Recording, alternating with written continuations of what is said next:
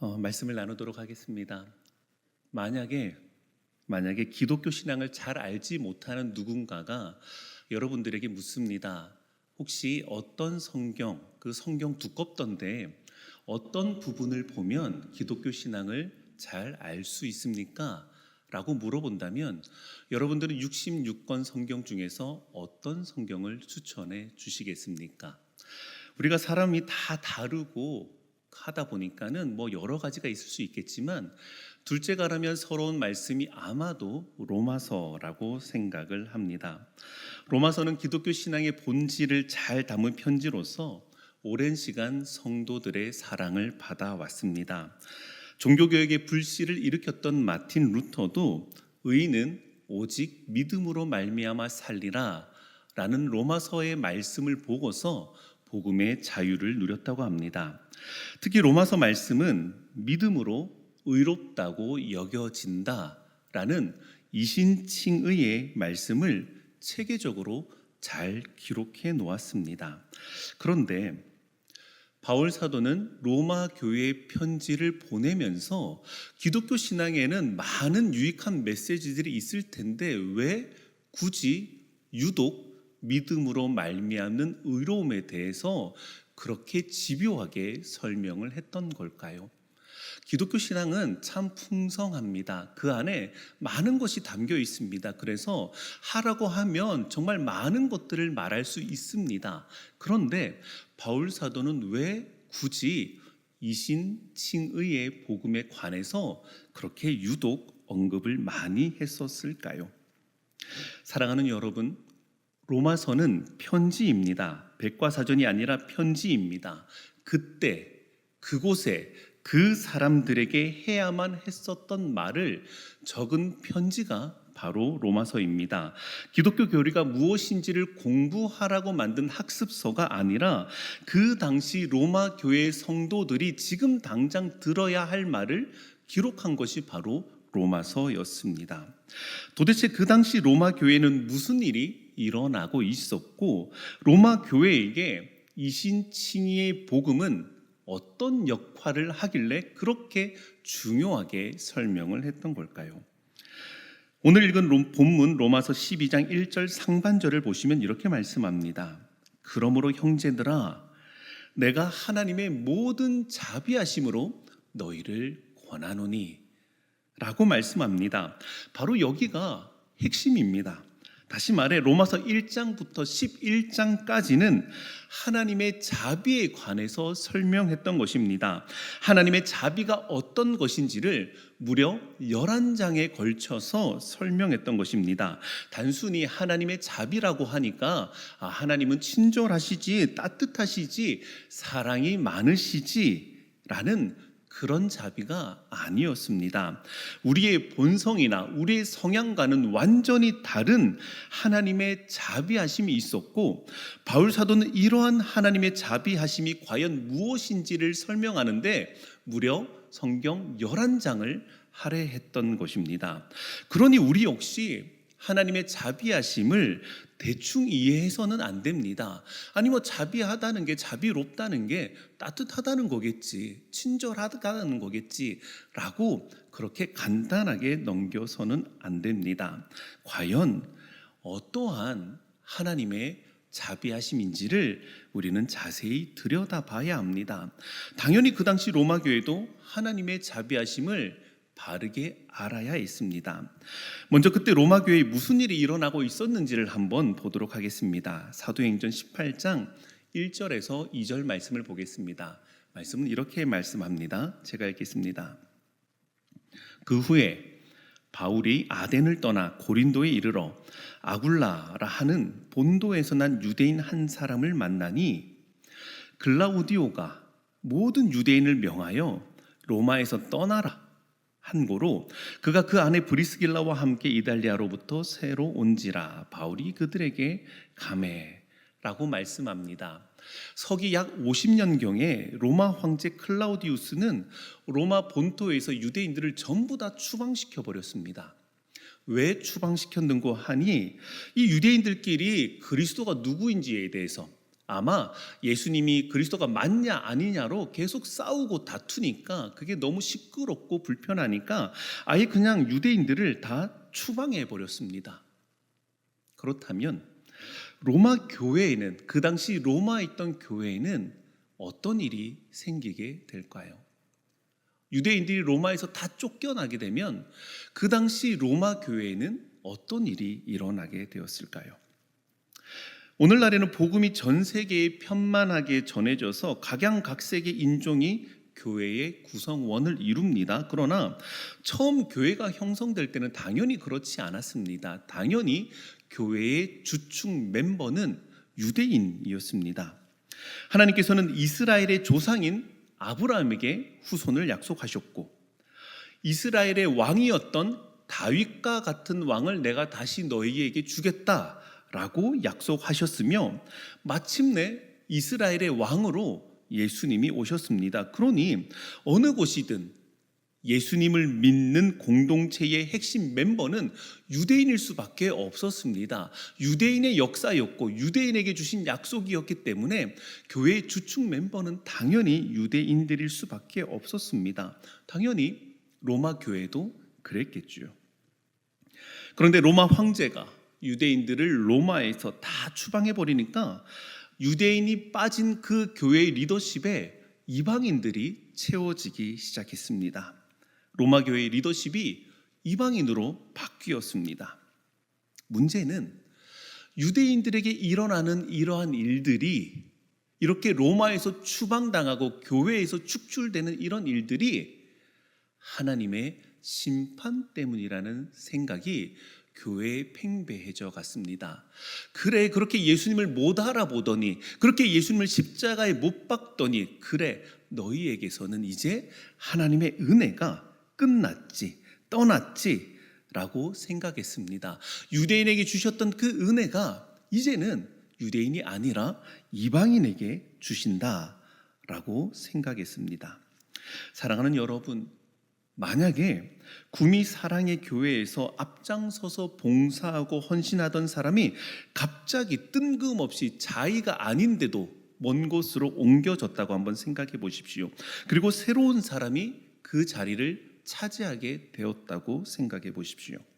오해와 갈등과 분열이 당연히 일어나지 않겠습니까? 심지어 약 한 5년 뒤쯤에 그 주축 세력이었던 사람들이 다시 돌아온다면 그 갈등은 더욱 첨예해져 갈 것입니다. 복음의 주인공 같았던 유대인들이 이제는 고인물을 넘어서 퇴물이 되어버렸습니다. 유대인들이 추방령이 끝나자마자 다시 돌아왔는데 교회에서의 시선은 예전 같지 않았습니다. 하나님의 은혜가 끝난 사람들, 은혜의 유효기간이 다 된 사람들 라는 시선으로 그들을 바라보았습니다. 그렇다면 로마 교회의 사정이 이러하다면 율법이 아니라 예수님을 통해 의롭게 된다는 교리는 당연히 이 문제를 언급해야만 했습니다. 율법 없는 이방인이 예수님을 믿는 믿음으로 의롭다고 여겨진다면 율법이 전부인 줄 알았던 유대인들도 예수님 때문에 구원받을 수 있다는 것을 바울 사도는 가르쳐 주어야만 했습니다.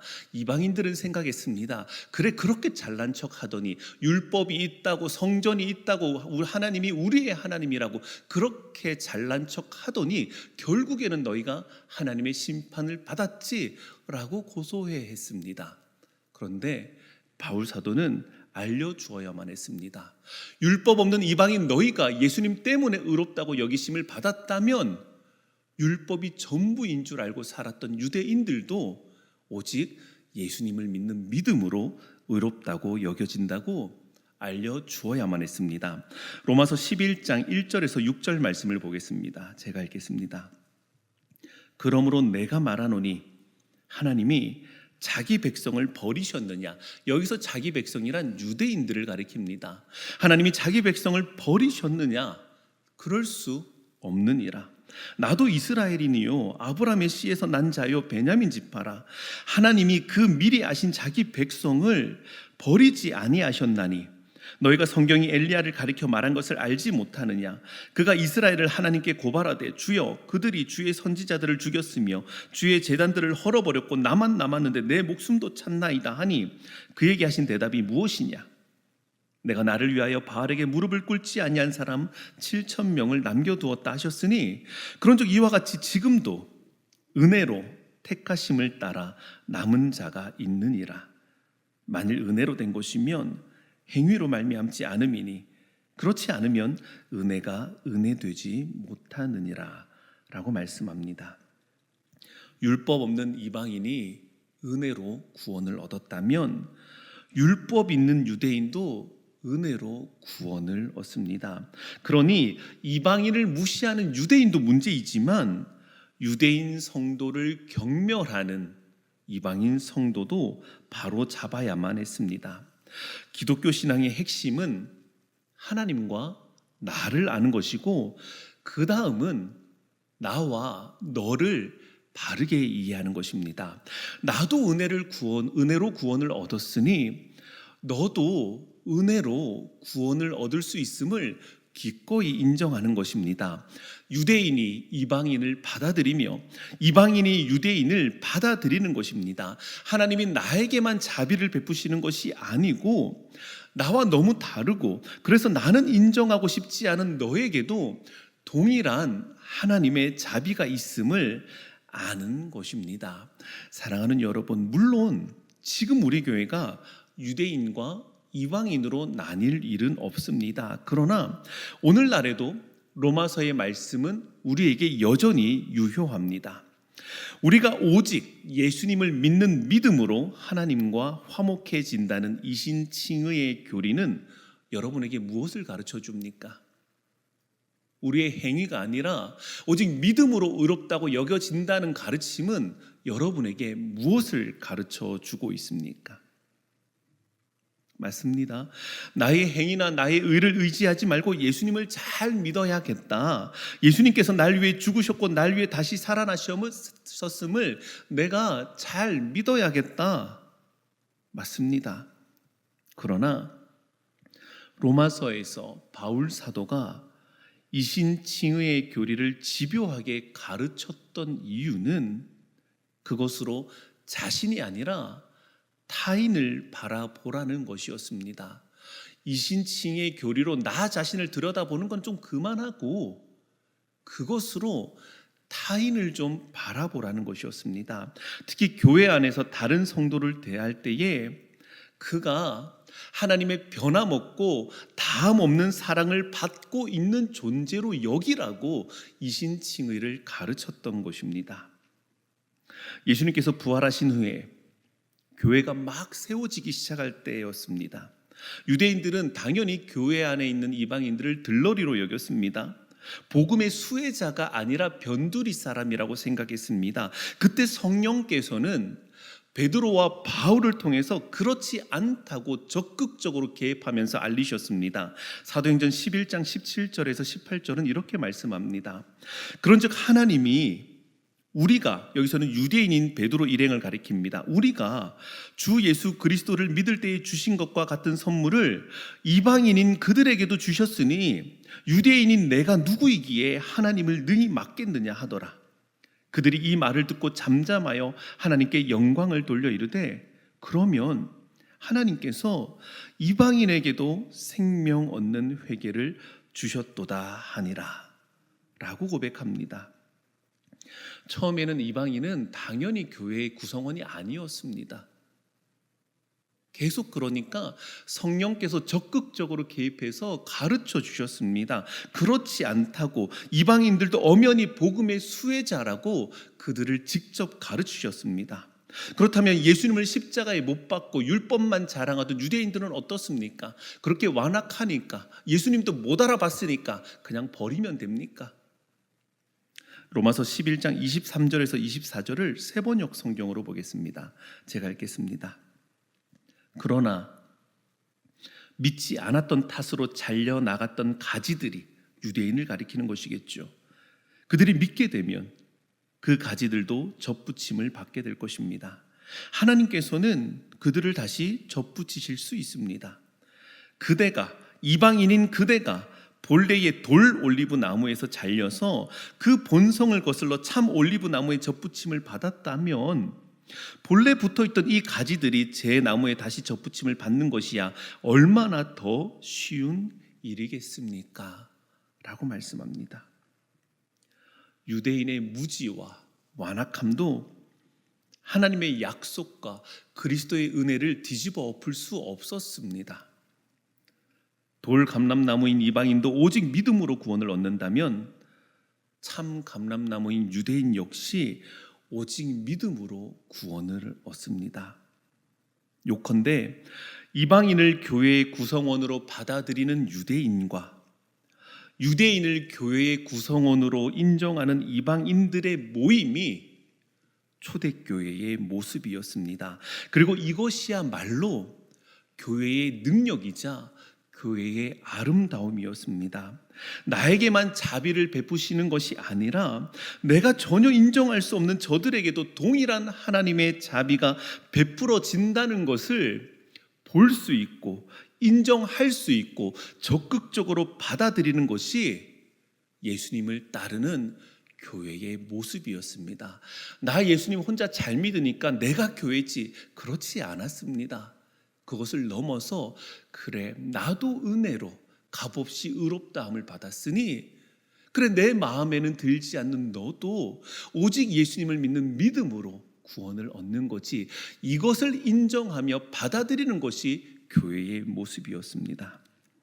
이것 말고도 안디옥 교회라는 곳이 있었습니다. 안디옥 교회는 제자들이 처음으로 그리스도인이라고 불렸던 곳입니다. 그런데 사도들이 여전히 건재하고 교회에 거물들이 많았던 예루살렘이 아니라 왜 하필 안디옥이라는 곳에서 그리스도인이라고 불렸을까요? 소위 말하는 교세로 보자면 예루살렘이 훨씬 더 위대하지 않습니까? 수많은 사도들이 있었는데요. 근데 왜 안디옥에서부터 그리스도인이라고 불렸을까요? 사도행전 11장 19절에서 26절을 보면 이렇게 말씀합니다.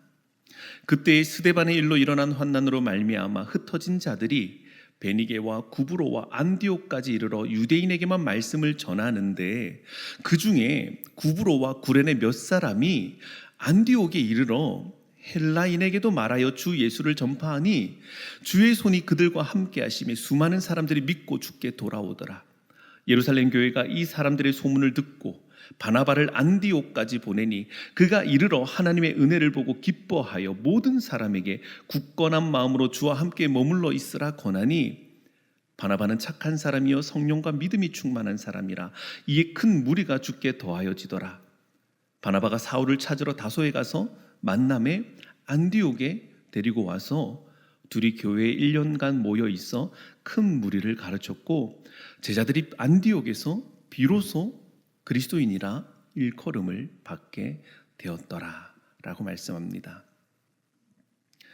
만약에 지금 제가 읽은 이 말씀을 아주 주의 깊게 눈여겨보신 분들이라면 지금 이 말씀 안의 상황들이 얼마나 난장판인지를 아마 눈치채셨을 겁니다.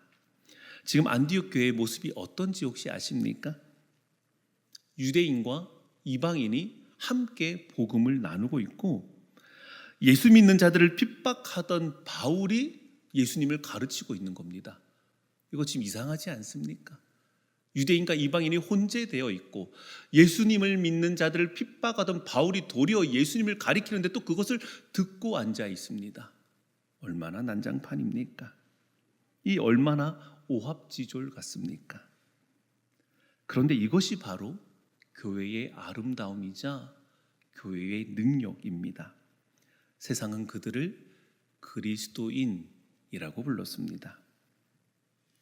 믿음으로 얻는 구원을 나에게만 적용하는 것이 아니라 얼마든지 타인에게 적용하는 그들 무리를 세상은 그리스도인이라 불렀습니다. 이렇게 교회에 일어났던 하나님 능력의 일들, 제자들이 실제로 눈으로 보았던 그 하나님 일들의 능력을 말로, 글로, 체계적으로 써놓은 것이 로마서라고 할 수 있습니다. 이런 로마서 전반부의 의도를 충분히 이해하고 받아들인 후에야 그제서야 12장으로 넘어갈 수 있는 겁니다. 하나님의 자비하심이 어떤 자비하심인지를 이 1장부터 11장까지 충분히 숙고한 이후에 그 다음에서야 우리는 12장을 읽을 수 있는 겁니다. 오늘 본문 말씀 로마서 12장 1절에서 2절 말씀 보겠습니다. 제가 읽겠습니다. 그러므로 형제들아, 내가 하나님의 모든 자비하심으로 너희를 권하노니 너희 몸을 하나님이 기뻐하시는 거룩한 산 제물로 드리라. 이는 너희가 드릴 영적 예배니라. 너희는 이 세대를 본받지 말고 오직 마음을 새롭게 함으로 변화를 받아 하나님의 선하시고 기뻐하시고 온전하신 뜻이 무엇인지 분별하도록 하라 라고 합니다. 하나님의 모든 자비하심이 무엇인지 혹시 이해가 되십니까? 아직도 마저 하나님은 나에게 자비로우시지라는 생각이 드신다면 다시 로마서 1장으로 돌아가셔서 처음부터 차근차근 다시 읽으셔야 합니다. 하나님의 모든 자비하심은 나와 또 나와 너무 다른 너를 나와 동일하게 품으시는 하나님의 그 자비하심을 의미합니다. 바울 사도는 11장에 이르기까지 이러한 하나님의 자비하심을 가르쳤고 이제 이런 하나님의 자비하심으로 우리를 권하는 것입니다. 우리 몸을 하나님이 기뻐하시는 거룩한 산 제물로 드리라고, 이것이 우리의 영적인 예배라고 합니다. 영적이라고 하니까 뭔가 내 생각은 도달할 수 없는, 내 이상은 다다를 수 없는 어떤 초월적인 무엇인가를 말하는 것 같은데 그렇지 않습니다. 이 영적인 예배는 합리적인, 합당한이라고 번역하는 것이 조금 더 옳을 듯합니다. 하나님이 이러한 자비를 베푸셨으니 우리는 몸으로 화답하는 것이 당연한 예배이지 않겠냐.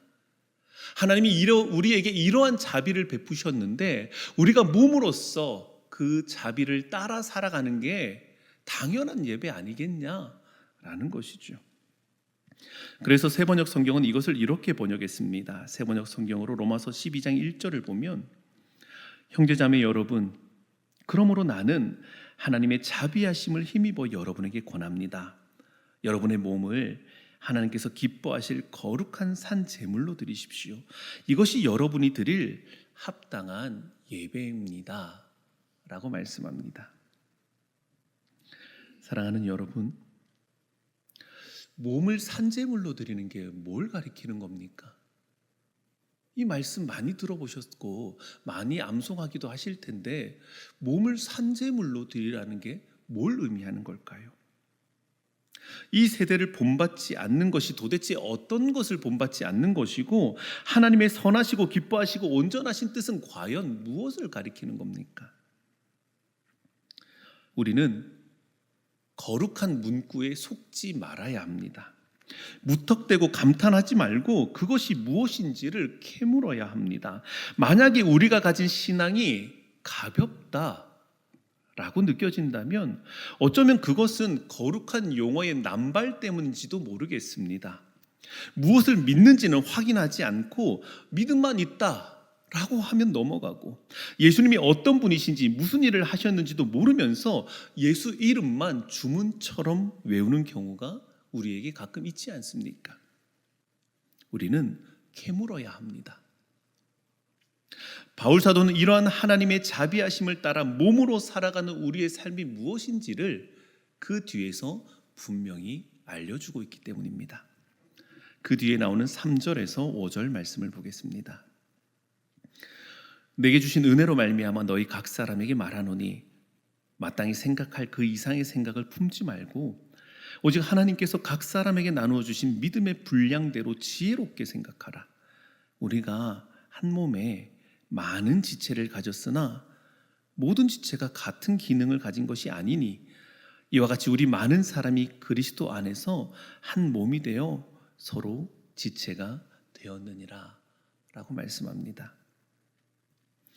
교회에서 나만큼 하지 않는 사람 보면서 미워해 본 적 없으십니까?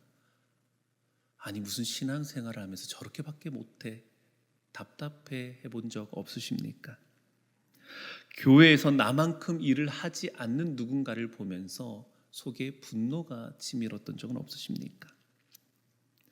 바울 사도는 만약에 너희가 하나님의 자비하심을 안다면 마땅히 생각할 그 이상의 생각을 품지 말라고 이야기합니다. 교회는 한 몸으로서 그 안에는 다양한 지체가 있습니다. 5절을 보시면 우리 많은 사람은 이라고 하는데 여기서 많다는 것이 뭐 수적으로 많은 걸 의미하겠습니까? 다양하다는 측면에서 많다라는 것이겠죠. 하나님의 자비하심은 그 모든 사람을 품으시는 겁니다.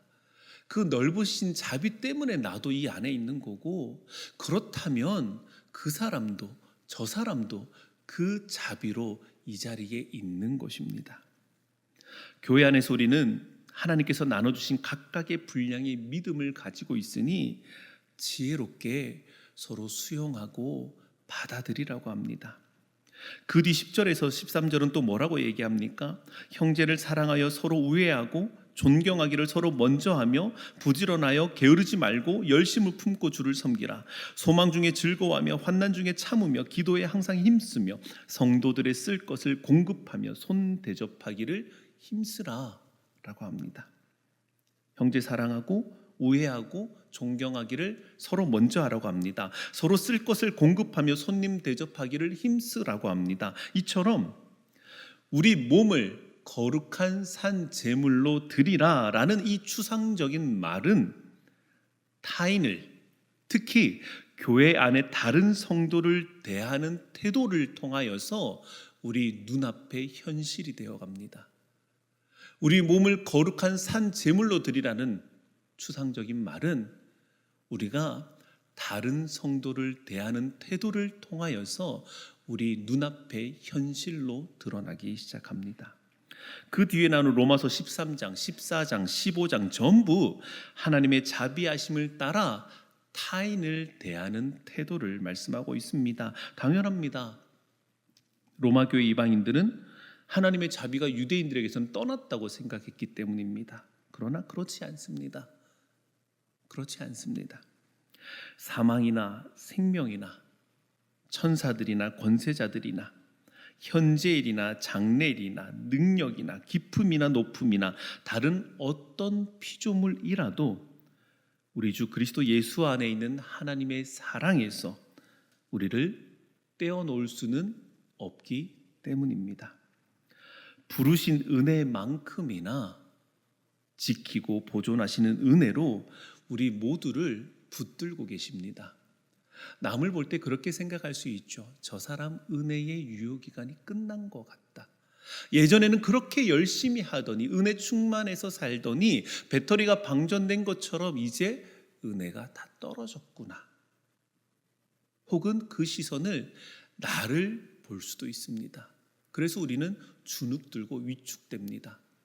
하나님의 은혜의 유효기간이 나에게서 끝이 났구나 라고 위축될 때가 많습니다. 그러나 하나님은 부르실 뿐만 아니라 붙잡으시는 분이십니다. 부르기만 하고 방치하지 않으시고 부르신 은혜로 여전히 오늘도 우리를 붙들고 계십니다. 오늘날 우리는 교회에서 만나는 사람들 모두를 그렇게 대해야 합니다. 하나님께서 그 부르신 은혜만큼이나 붙잡는 은혜를 더하고 계시는 사람들로 대해야 합니다. 어린아이의 안전은 그의 키로 증명되는 것이 아니라 그의 손을 붙잡고 있는 부모의 사랑으로 증명되는 거 아닙니까? 내가 볼 때는 어린아이와 같을지라도 그 어린아이의 같은 모습이 그 사람의 구원을 보장하는 것이 아니라 그 어린아이와 같은 이를 붙잡으시는 한없는 사랑의 아버지의 사랑이 그 안전을 보장하는 것이지 않겠습니까? 쉽지는 않겠지만 이신칭의의 그 놀라운 은혜의 복음을 이제는 나 말고 다른 사람을 보는 데에 써야 하지 않겠습니까? 혹시 그래도 못 받아들이시겠습니까? 아니 아무리 그래도 저 사람은 진짜 아닌 것 같은데 라는 마음이 떠나지를 않으십니까? 이 마지막 말씀이 그런 우리의 깊은 쓴뿌리를 다 뽑아내기를 바랍니다. 로마서 15장 1절에서 2절입니다. 믿음이 강한 우리는 마땅히 믿음이 약한 자의 약점을 담당하고 자기를 기쁘게 하지 아니할 것이라. 우리 각 사람이 이웃을 기쁘게 하되 선을 이루고 덕을 세우도록 할지니라. 믿음이 강한 여러분, 믿음이 약한 이들을 보살펴 주시고 그들의 약점을 담당해 주시기 바랍니다. 내 기쁨을 위해서 그들의 믿음 없음을 헐뜯지 마시기 바랍니다. 믿음으로 의롭다 여겨지는 이신칭의를 다루는 로마서가 방금 읽은 이 말씀을 결론처럼 권면하고 있다는 사실을 꼭 기억하셔야 할 것입니다. 믿음이 강한 우리는 마땅히 믿음이 약한 자의 약점을 담당하고. 강론을 마무리합니다. 오해하지 말고 들으시기 바랍니다.